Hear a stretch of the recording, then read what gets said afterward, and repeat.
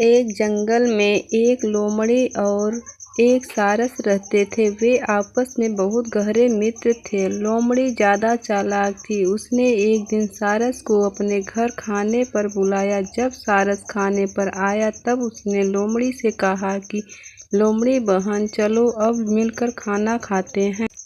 लोमड़ी 2 प्लेट में खीर ले आई।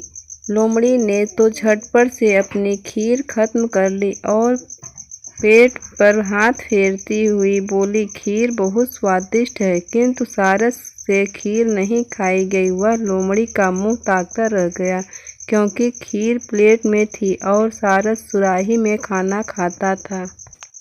अब सारस निराश होकर अपने घर चला आया। घर पर आकर उसने भोजन किया।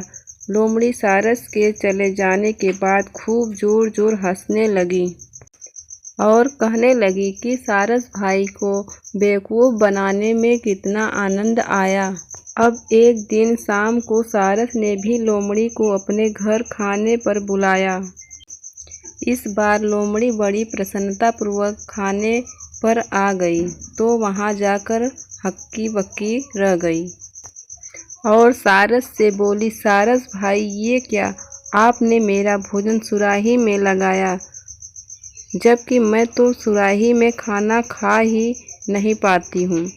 ऐसा सुनकर सारस बोला कि अब समझ में आया तुमको, शायद अपनी गलती का एहसास हो गया होगा। लोमड़ी ने तुरंत अपनी गलती के लिए क्षमा मांगी तथा कहा, आगे से कभी भूल कर भी मैं ऐसी हरकत नहीं करूँगी।